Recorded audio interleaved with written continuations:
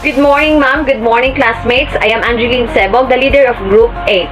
Our topic, Chapter 9, Grading and Reporting System.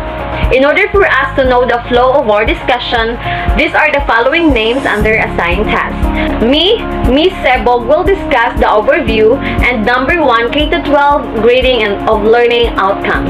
And Miss Yunson will discuss the number 2, the effect of grading on students, and 3.2 major purposes of grading and reporting.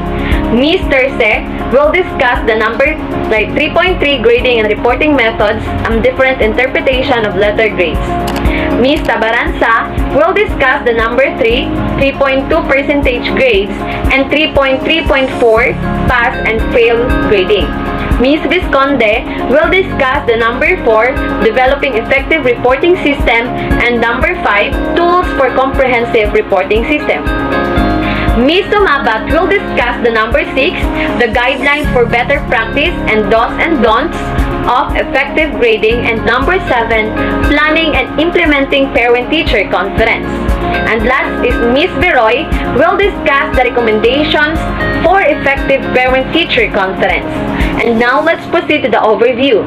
The past chapters of this book discuss the different methods and tools that measure students' achievements in the context of the different learning targets. In this chapter, the assigning of grades to students and how it should be done in relation to the intended learning outcomes have been achieved, and that grading policies of schools must also be taken into consideration in developing grading system. Our learning objectives: at the end of this lesson, the students will be able to demonstrate skills in preparing and interpreting grades. Number 2, students will be able to assess the effectiveness of parent-teacher conference as a venue for reporting learners' performance. And lastly, number 3, to demonstrate skills in interpreting test results and grading and reporting grades. And now let's proceed to the assessment of learning. So during and after instruction may be achieved in a number of ways. One of the challenges in grading is that summarizing the variety of collected information from different types of assessment and come up with a standardized numerical grade or descriptive letter rating on brief report. So there are 4 guidelines premises in developing grading and reporting system. So first guidelines is the primary goal of grading and reporting is communication. And number 2 guidelines, grading and reporting are integral parts of the instructional process. And number 3 guidelines, good reporting is based on good evidence. And lastly, number 4, changes in grading and reporting are best accomplished through the development of a comprehensive reporting system. So those 4 guidelines premises in developing grading and reporting system.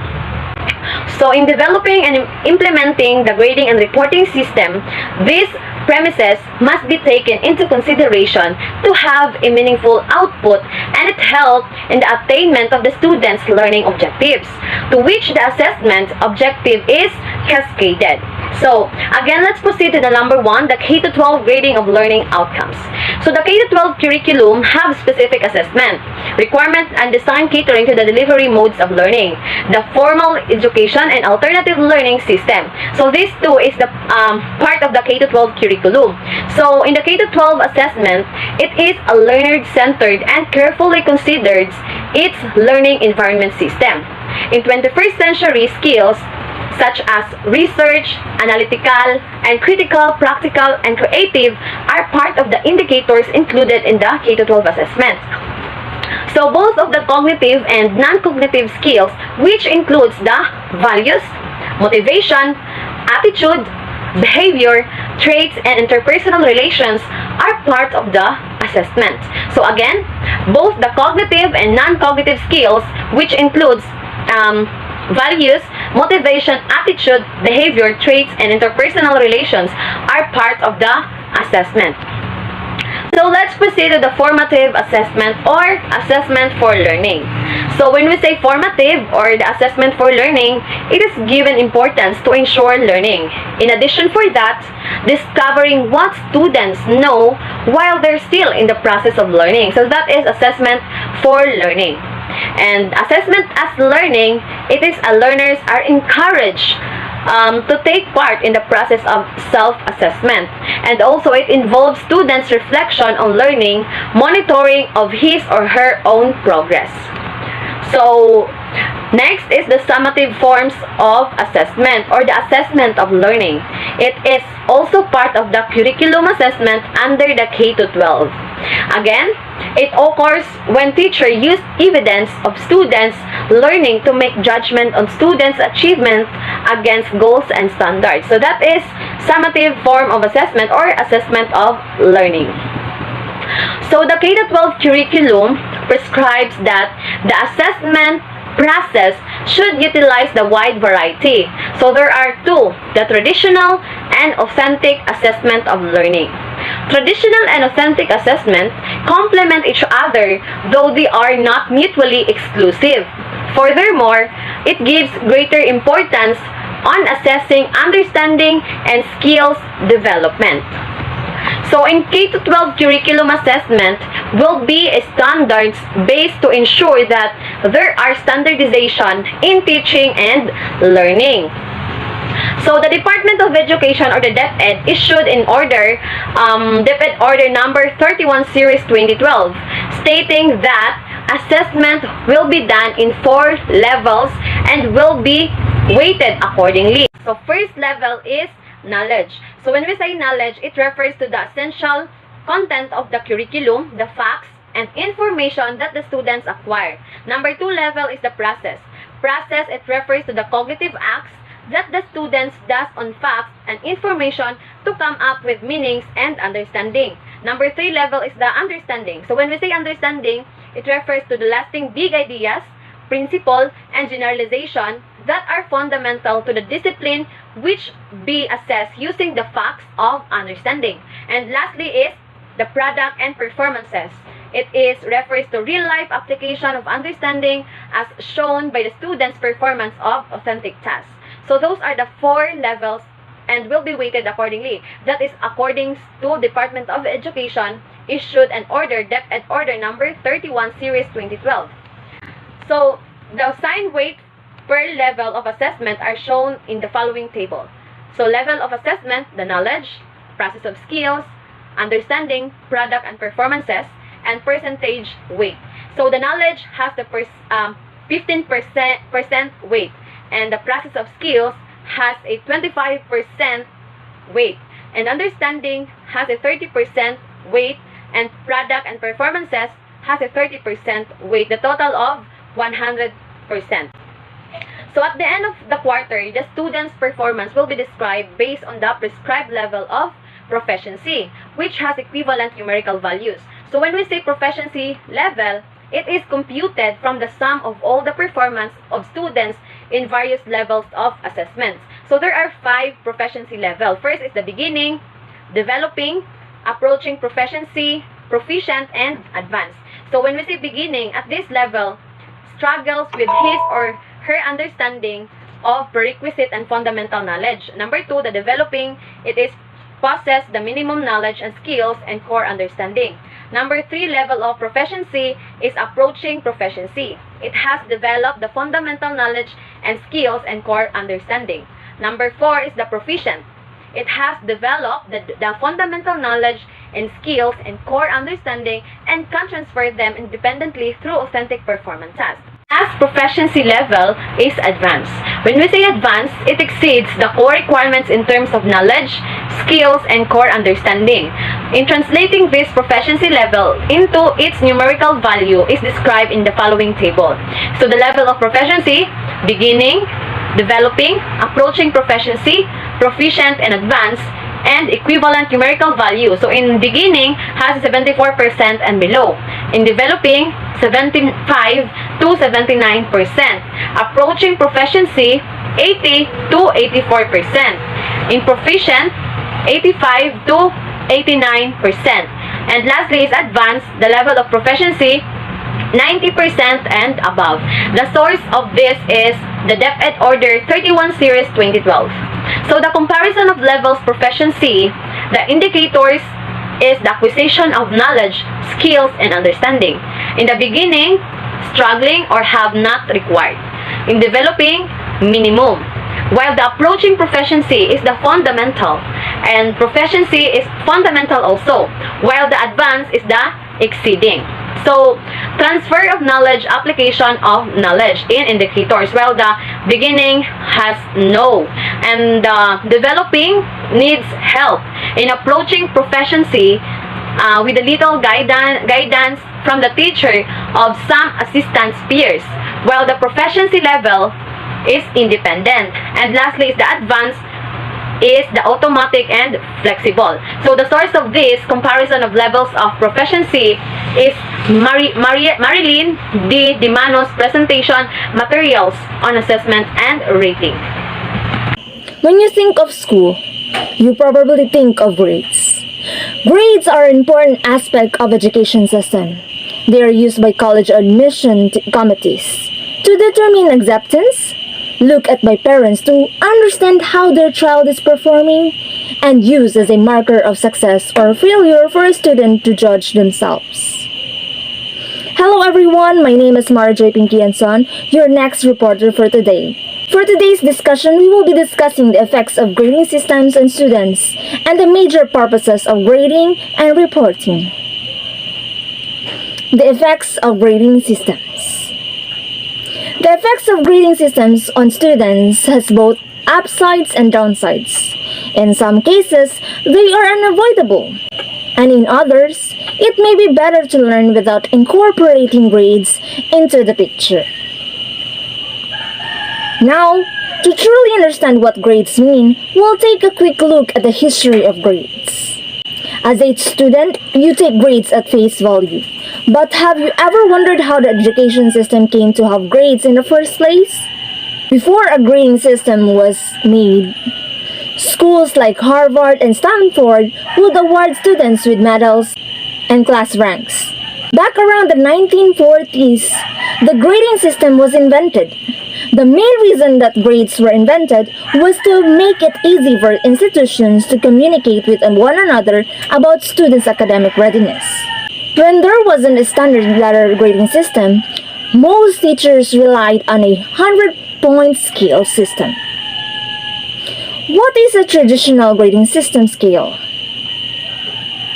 One of the most universally recognized and traditional grading scale is the A to F letter grading scale, and it is as follows: A for 90 to 100%, B for 80 to 89%, C 70 to 79%, D 60 to 69%, and F 0 to 59%. Now that you have a brief background of the history of grades, let's go to our main topic for today. The effects of grading on students. Over the years, studies have also been made on how grades and the comments of teachers written on students' papers might affect students' achievement. An early investigation by Page 1958 focuses specifically on this issue. In the said study, 74 school teachers administered a test to the students in their classes and scored in the usual way. A numerical score was assigned to each student's paper on the basis of the score obtained. A corresponding letter grade of A, B, C, D, or F was given. Next, teachers randomly divided the students' papers into 3 groups. The first group received only the numerical score and letter grade. The second group, aside from the score and grade, received standard comments such: A. Excellent, keep it up. B. Good work, keep it up. C. Perhaps try to do still better. Letter D. Let's bring this up. And letter F. Let's raise this grade. For the third group, teachers marked the score, letter grades, and then wrote on each paper a variety of individualized comments.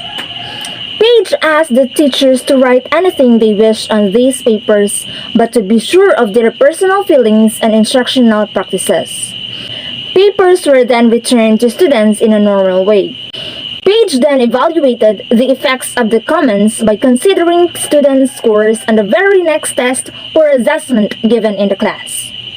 The results showed that students who received the standard comments with their grade achieve significantly higher scores than those who receive only a score and grade.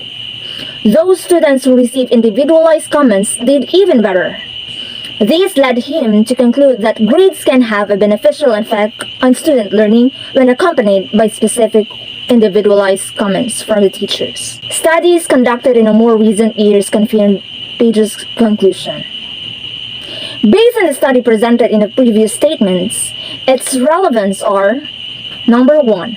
It illustrated that while grades may not be compulsory for teaching or learning, it can be used in positive ways to enhance students' achievement and performance. Second, it showed that positive effects can be gained with relatively little effort on the part of teachers. Stamps or stickers with standard comments such as these could be easily produced for teachers to use. Yet, the effect of this simple effort has significant positive effect on students' performance. Now it's time for us to discuss the major purposes of grading and reporting.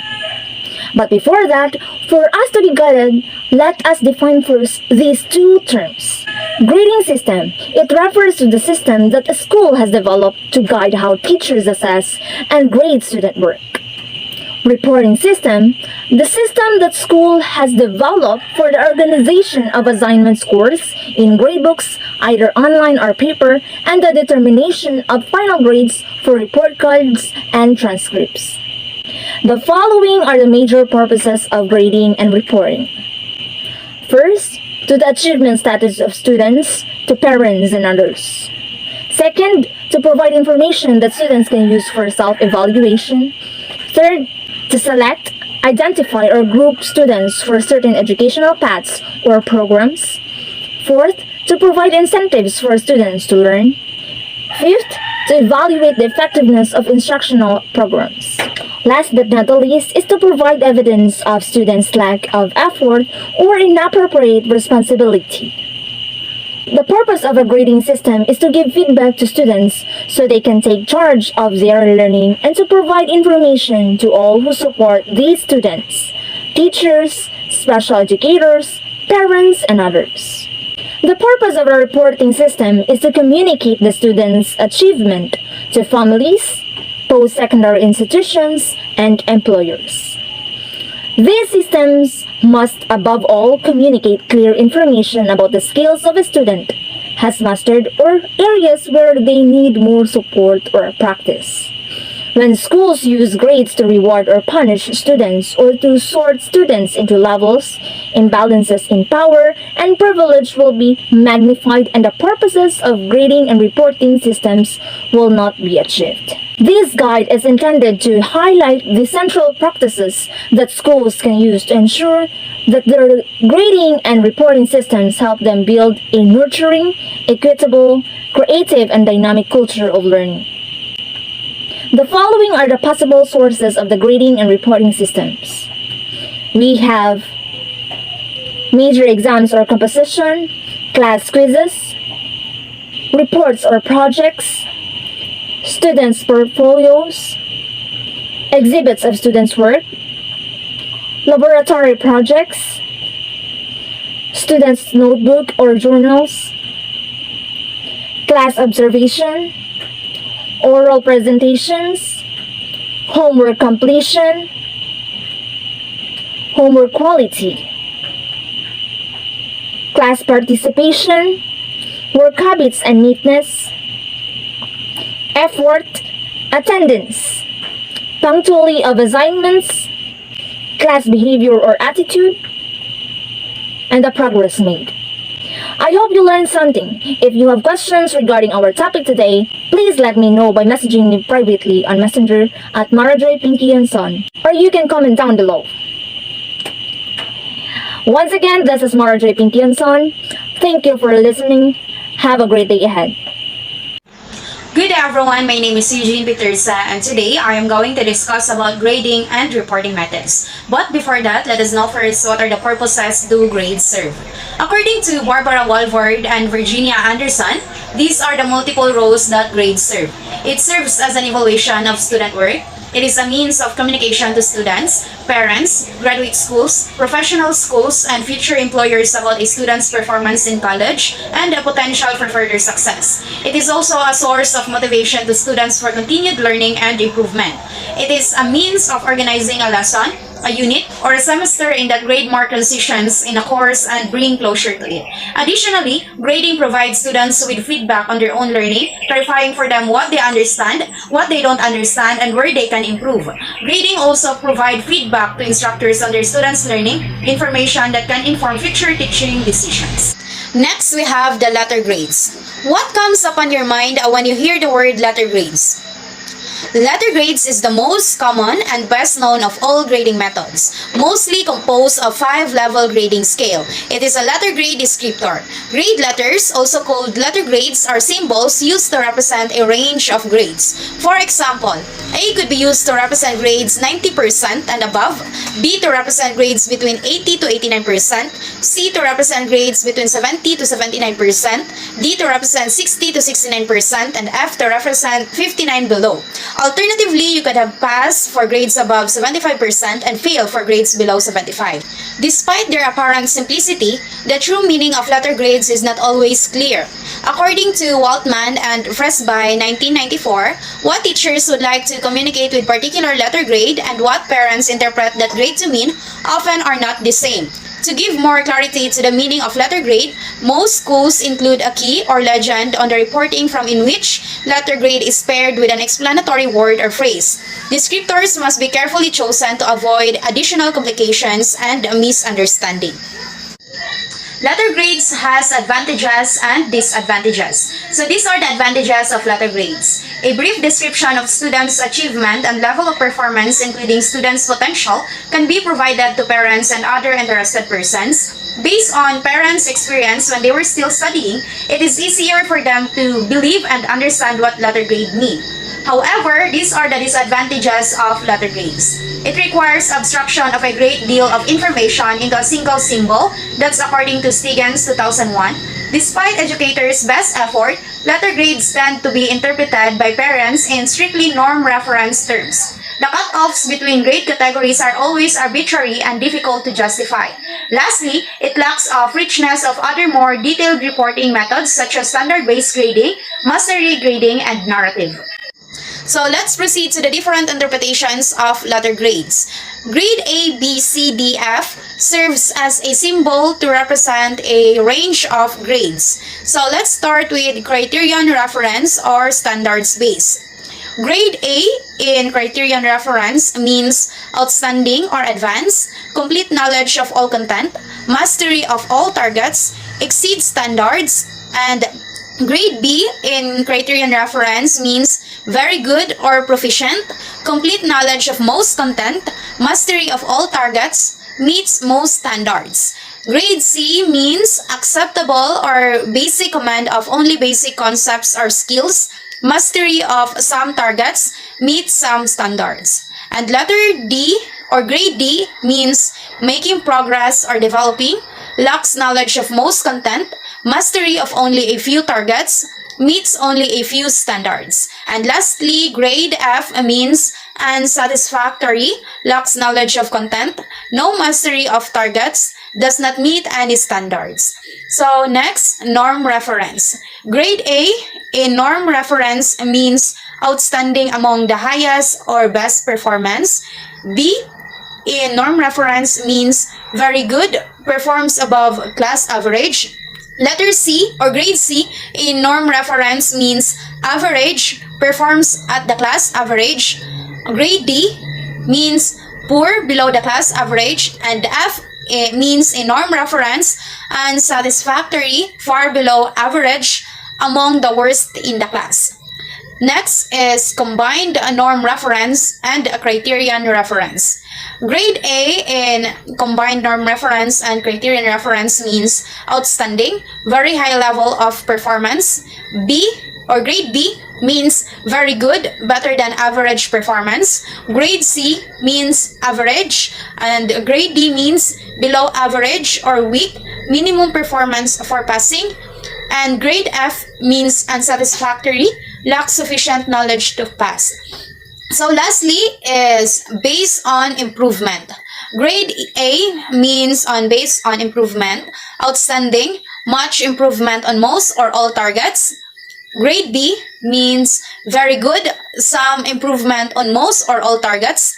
Grade C means acceptable, some improvement on some targets. Grade D means making progress, minimal progress on most targets. And grade F means unsatisfactory, no improvement on any targets. So that's the end of my report. I hope you learned something. Thank you so much for listening. Good day everyone, my name is Getshit D. Tamaranza and I will be the next reporter. I will be discussing a percentage grading, standard-based grading, and pass or fail grading. So without further ado, let's proceed. So to start, we have percentage grades. These are the ultimate multi-category grading method. It can range from 0 to 100. Generally, this percentage rates are more popular from the high school teacher than elementary teacher. Examples are if the teachers would give the students exams, assignments, or quizzes, their score that would be run of 2% for them to base the grades on the student. So that can be range from 0 to 100. So these are the advantages. It allows for maximum discriminators and evaluation of students' achievement and performance. So it also maximizes the variation among students, making it easier to choose student for honors or representative for special program. So it is more easier for the teachers to choose who are the students that excel on that particular subject or assignment that they can be assigned as an honor student. Advantages. It requires a great deal of abstraction and interpretation of meaning of a percentage grade extremely difficult. So the cut-offs are no less arbitrary but a lot of more. Because of large number of grade categories, it is less reliable and more subjective. So it really requires teacher to comprehend the percentage. So that is one of the disadvantages of the percentage grading. Now let's proceed to standard-based grading. It is an effort to bring greater clarity and specificity to the grading process. Many schools initiated standard-based grading procedures and reporting forms. So according to Gosky and Bailey 2001, they identified 4 steps in developing standard-based grading. So these steps are the following. Number 1, identify the major learning goals or standards that students will be expected to achieve at each grade level or in each course of study. Number 2, establish performance indicators for learning goals. And number 3, determine graduated level of equality for assessing each goal or standard. And number 4, it develop reporting tools that communicate teachers' judgments of students' learning, progress, and culminating achievements in relation to the learning goals and standards of the student. The standard-based grading, it has also advantages. When clear learning goals or standards are established, standard-based grading offers meaningful information about students' achievement and performance to students, so parents, and to other. It is more reliable and it can easily be understood because of its information. The information is detailed. It can be useful for diagnostic and prescriptive purposes. Facilitates teaching and learning processes better than any other grading method. That means that the standard-based program, it requires really a high standard for teachers, enable teachers to know the exact grade if the student excelled on that particular subject. Now let's proceed to the disadvantages. It takes a lot of effort and it's often too complicated for parents to understand. So also many not communicate the appropriateness of students' progress, and it's because it is more standard, so parents would really require to really understand and comprehend the grades. But however, it's reliable. Let's proceed to pass or fail grading. It is the simplest alternative grading method available to your educator, reduces the numbers of grade categories to just 2, pass or fail. So in the late 1800s, pass-fail grading was originally introduced in college-level courses in the college in order for students to give more importance to learning and less to grades they attend. So by lessening the emphasis on grades, many educators believe that students would be encouraged to take more challenging subjects. Pass or fail was popular in most universities and colleges in 1970s. these universities and colleges utilize this pass-fail grading to various programs. So this is actually example. Instead of giving exact number, they would just give like pass or failed. I think this would be very perfect if you're like not typically a grade conscious person, since you're just gonna be seeing pass or fail. So if you pass, you pass. But if you fail, you fail. No matter what the number it is, as long as you pass, and if you fail, you fail. So what the advantages of this? It simplifies the grading process for teachers and students. Use of single minimal cutoff and only 2 grade categories improve the reliability of grade assignment. And pass-fail grading has the potential to make learning environment more relaxed by focusing students' attention on learning rather than on grade. That is according to Goldstein and Tilker 1971. Another thing, pass-fail grading is what students will face in many real-life situations. So instead of you like aiming for very high grades because you are particular with numbers, so you'll just be like focusing. If you're a student, you'll just be focusing how to pass instead of like having a high grades. So your mind will not be like the grade conscious person, since you'll just be aiming to learn in order for you to pass that particular subject. Yeah, to the disadvantages. Students gain every little perspective information. Students spend less time studying if pass. A fail grading is used then when a wider range of grading systems is utilized. Students only study to attain a minimum passing level and show less effort in striving for excellence. So one of the disadvantages, since students are not able to see their numbers, like the usual grade numbers, so instead of like aiming for that high grades, they'll just be like aiming for passing. That is also one of the disadvantages. Students will not be aiming at high grades, since they're just aiming for a pass mark on their on that particular subject. Good day everyone, my name is Sarah Jen B. Visconde and I was assigned to tackle about the developing effective reporting system and tools for comprehensive reporting system. The most critical issue to be addressed in selecting the tools included in reporting system is what purpose or purposes it is to serve. Why we need to convey this information and what we need to accomplish. To determine purpose or purposes, there are 3 aspects of communication and must be considered.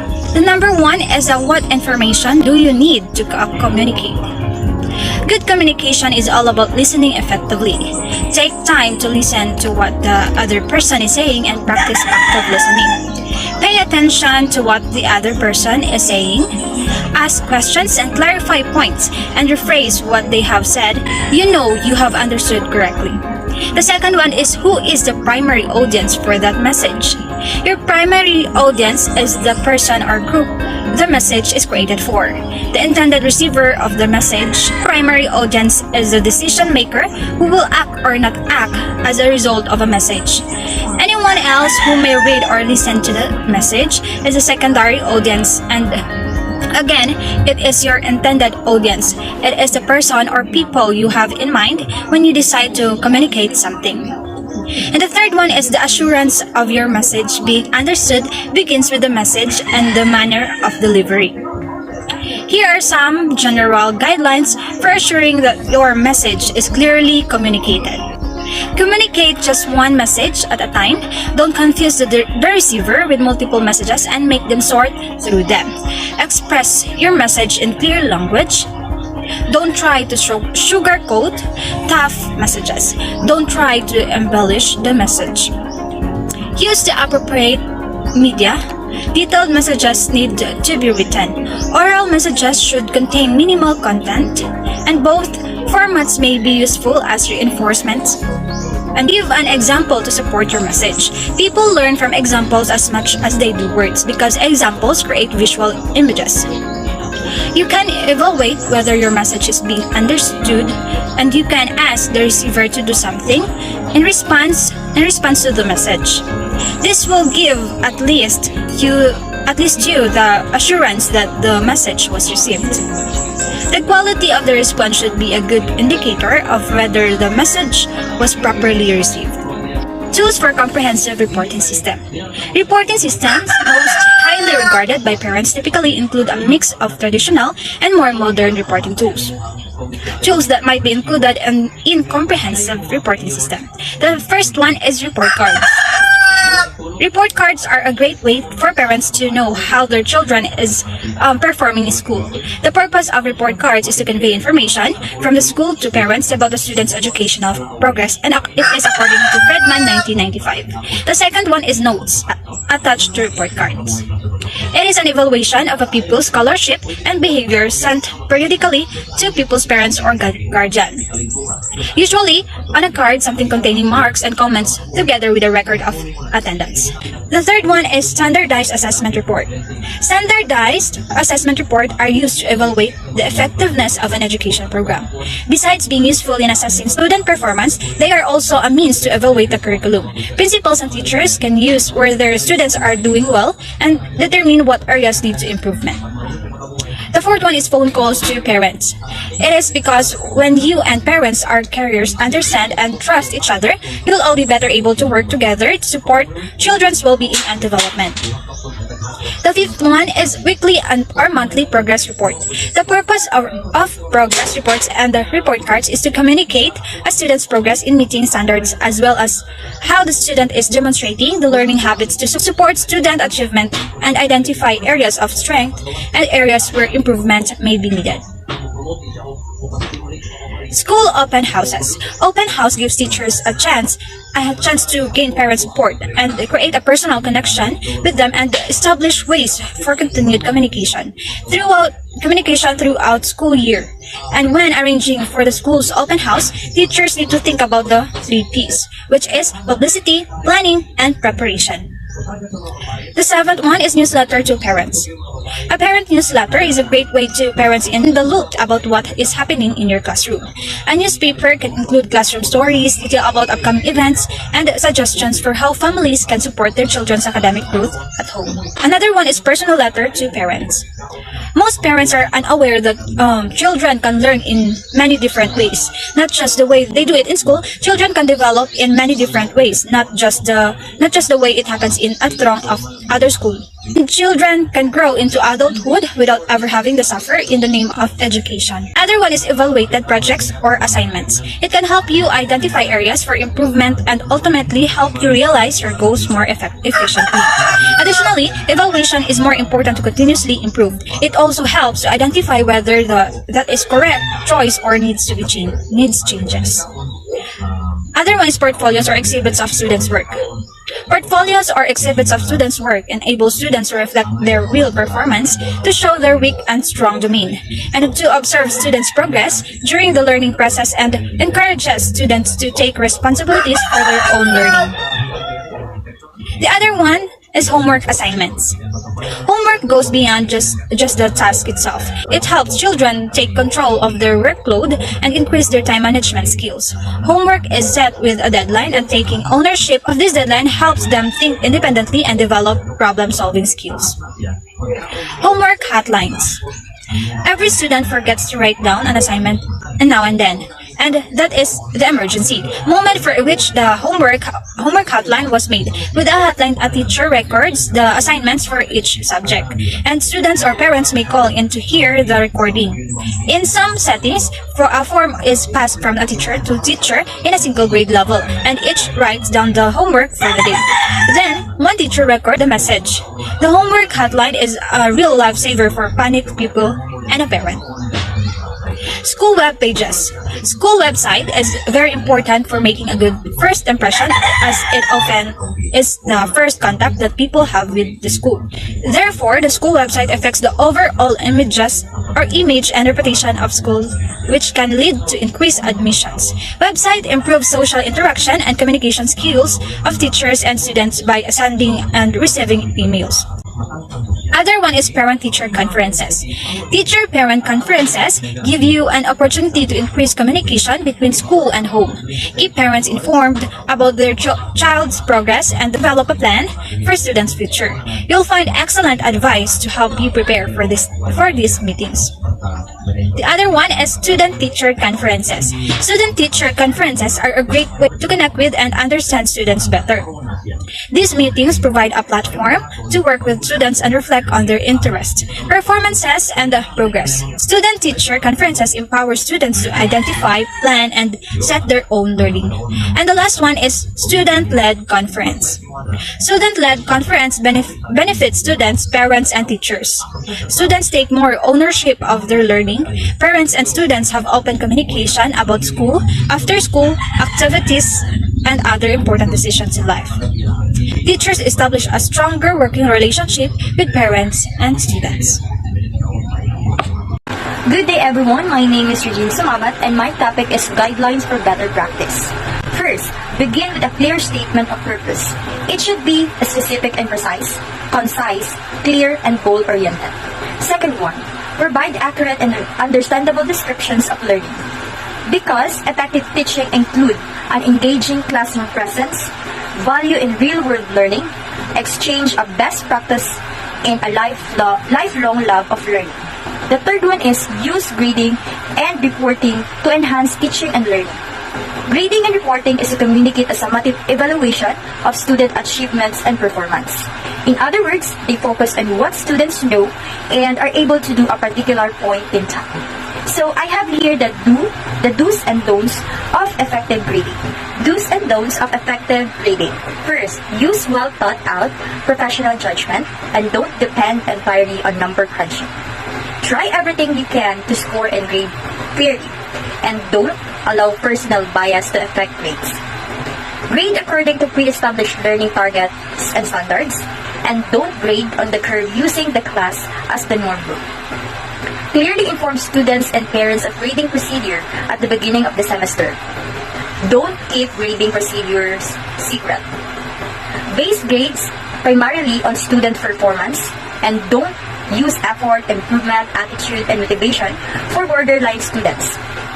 Rely most on the current information, and don't penalize poorly performing students early in the semester. Mark grade and return assessment to student as soon as possible and with as much feedback as possible. And don't return assessment weeks later with little or no feedback. Review borderline cases carefully. When doubt, assign the higher grade, and don't be inflexible with borderline cases. Convert scores to the same scale before combining, and don't use zero scores indiscriminately with averaging grades.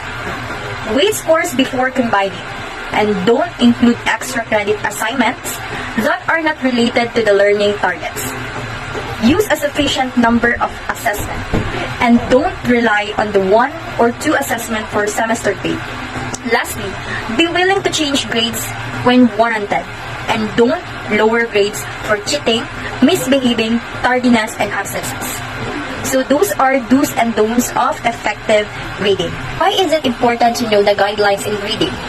The grading system ensures consistency and fairness in the assessment of learning and in the assignment of scores and proficiency levels against the same learning standards across students, teachers, assessments, learning experience, content areas, and time.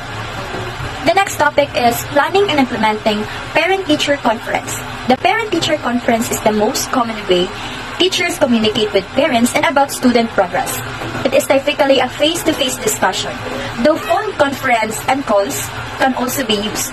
Parent-teacher conference may be initiated by either the teacher or the parent based on purpose. So why is it important? Teacher-parent conference give you an opportunity to increase communication between school at home. Keep parents informed about their child progress and develop a plan for a student's future. So there are 2 types of parent-teacher conferences based on 2 purposes. The first one is a group conferences. So these are conducted in the beginning of the year to communicate school and class policies, class content, evaluation procedure, expectations, and procedure for getting in touch with teachers. The second one is individual conferences. So these are conducted to discuss the individual students' achievements, progress, or difficulties. So I have here the checklist for conducting parent-teachers conferences by Macmillan 2007. First is plan each conference in advance. Conduct the conference in a private, quiet, and comfortable setting. Begin with a class discussion of positive students' performances. Establish an informal and professional tone. Encourage parent participation in the conference. Be prompt in reviewing students' strengths and weaknesses. Review language skills. Review learning targets with examples of student performances that show progress. And avoid discussing other students and teachers. Avoid bluffing.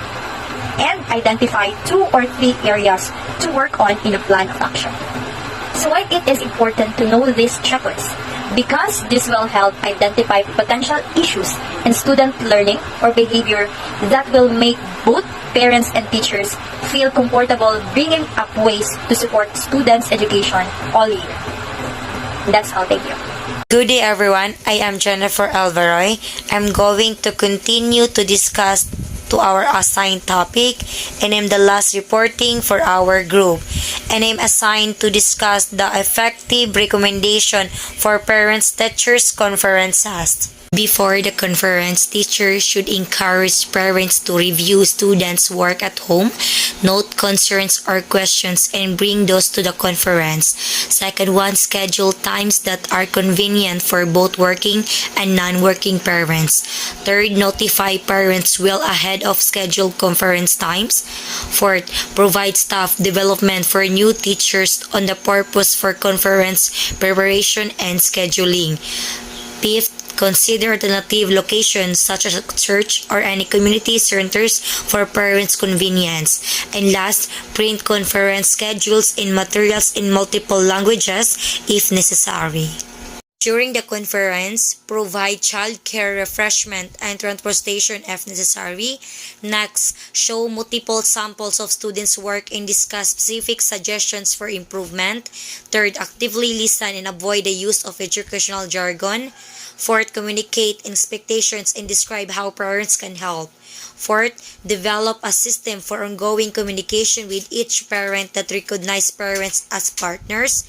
And last, provide resources, material that parents might use at home to strengthen student skills. After conference, should provide parents with a telephone number and schedule of specific times so they may call you with concerns. Next, follow up on any questions or concern raised during the conference. Third, plan a time to meet again if necessary. Fourth, encourage parents to discuss the conference with their child. Fifth, ask parents for written evaluation of the conference and encourage them to make suggestions. And last, debrief with colleagues to look for ways to improve future conference.